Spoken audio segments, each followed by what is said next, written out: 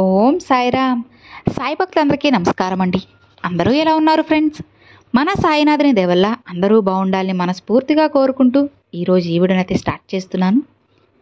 ఇక ఈరోజు వీడియోలో బాబాగారు ఎప్పటిలానే ఒక మంచి సందేశాన్ని మనందరి కోసం, సాయి భక్తులందరి కోసం తీసుకొచ్చారు. ఇక ఏమాత్రం ఆలస్యం చేయకుండా బాబాగారి సందేశం ఏంటో స్వయంగా మన సాయి తండ్రి మాటలోనే విందామా? బాబాగారు ఎప్పుడూ కూడా చెప్పేది ఒకటేనండి, బిడ్డ, నిన్ను ఎవరైతే కావాలని దూరం పెడుతూ ఉన్నారో వాళ్లతో నువ్వు ఖచ్చితంగా ఇలానే ఉండు. నీ సాయి మాటలను కొట్టిపారేయకమ్మా, ఇప్పుడే ఈ క్షణమే ఇది విను అని బాబాగారితో చెప్తున్నారండి. మరి బాబాగారు మనకి ఏం చెప్పబోతున్నారు, ఎలాంటి సందేశాన్ని తీసుకువచ్చారు, అసలు మనల్ని దూరం పెడుతున్న వాళ్ళకి మనం ఎలా ఉండాలో, ఇవన్నీ విషయాలు కూడా స్వయంగా మన సాయి తండ్రి మాటల్లోనే విందామా? బాబాగారు ఏం చెప్తున్నారు అంటే, చూడు తల్లి, ఇప్పుడున్న ఈ సమాజంలో నిజంగా స్వచ్ఛమైన ప్రేమకి, నిజాయితీగా ఉన్న మనిషికి ఏమాత్రం కూడా అస్సలు విలువ అనేది లేదు తల్లి. అవునమ్మా, అలా కాకుండా అబద్ధాన్ని అందంగా చూపిస్తే నిజం కూడా దాని వెంటే వెళ్తుంది. అందరూ కూడా దాన్నే నమ్ముతూ ఉన్నారమ్మా. అలాంటి సమాజంలోనే ఇప్పుడు నువ్వు జీవిస్తున్నావు తల్లి. కాబట్టి కాస్త జాగ్రత్తగా ఉండు. చాలామంది నీ ముందు ఇప్పుడు కూడా ఇంకా కూడా అబద్ధాలు చెప్పి వాటిని నిజమని చెప్పి నీ వద్ద నమ్మిస్తున్నారు. అబద్ధాలకి రంగులు వేసి పూసి ఇది స్వచ్ఛమైన నిజమే అని చెప్పి నిన్ను నమ్మిస్తున్నారమ్మా. నువ్వు కూడా ఇదే నమ్మి ఇదే నిజమని మోసపోతున్నావు. అందుకే కొంతమందిని దూరం పెట్టేస్తున్నావు. చూడు తల్లి, నీకంటూ ఒక ఆలోచన శక్తి ఉంది కదా. నువ్వు కూడా అలా ఆలోచించి కూడా మంచి నిర్ణయం తీసుకోలేకపోతే నీ తండ్రిగా నన్ను అడిగితే నేను సమాధానం ఇస్తాను కదా. అలా కాకుండా లేనిపోని నిర్ణయాలు తీసుకొని లేనిపోని ఆలోచనలతో మనసు పాడు చేసుకుంటావు ఎందుకు చెప్పు? ఎవరో ఏదో చెప్పగానే గుడ్డిగా నమ్మేస్తావు ఎందుకు తల్లి? ఇలా చేయడం వల్ల అసలు నీకు ఏం లాభం వస్తుంది చెప్పమ్మా?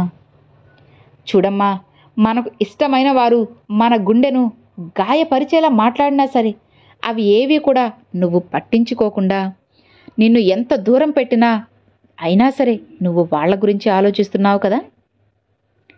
సరే, ఇది బానే ఉంది.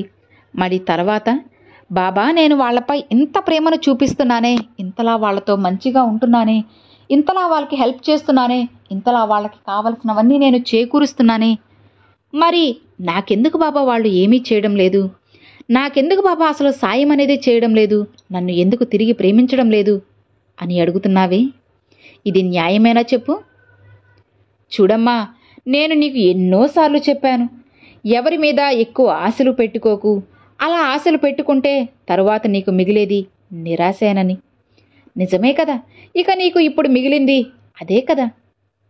చూడు బిడ్డ, నువ్వు ఇతరుల్ని ఇష్టపడవచ్చు, అది నీ హక్కు. కానీ వాళ్ళు కూడా నిన్నే ఇష్టపడాలి అని అనుకోవడం నీ స్వార్థం కదా. అది వాళ్ళ ఇష్టం. వాళ్ళు నిన్ను ఇష్టపడడం ఇష్టకపోవడం అనేది అది వాళ్ళ హక్కు. దాన్ని ప్రశ్నించే హక్కు నీకు లేదు కదమ్మా. ఎప్పుడైనా సరే తల్లి, ఒక్కసారి మన ప్రపంచంలోకి ఇతరుల్ని ఆహ్వానించామా, ఇక వాళ్ళు మన వాళ్ళు అనుకున్నాక వాళ్ళు మన వాళ్ళే అవుతారమ్మా. ఇక వెనకడుగు వేయాల్సిన అవసరం లేదు. ఇక వారు పరాయి వాళ్ళు ఎలా అవుతారు చెప్పు? ఆలోచించు. నువ్వు ఎప్పుడు కూడా విడిచిపెట్టలేనంత దగ్గరగా నువ్వు వెళ్ళావు అంటే తరువాత నువ్వు బాధపడాల్సి వస్తుంది. ఇది ఇప్పుడు నీకు మామూలుగానే అనిపించవచ్చు.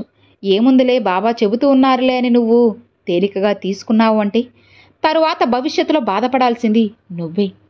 అసలు ఇప్పటికే ఈ విషయాలు నీకు ఎన్నో జరుగున్నాయి. నేనేమో నీకు చెబుతూనే ఉన్నాను, నువ్వేమో విన్నట్లుగా వెళ్ళిపోతూ ఉన్నావు. నేను చెప్తున్నాను కదా తల్లి, జీవితంలో ఎవరితో ఎంతవరకు ఉండాలో అంతవరకే ఉండమ్మా. మితిమీరిన ప్రేమను పెంచుకోకు.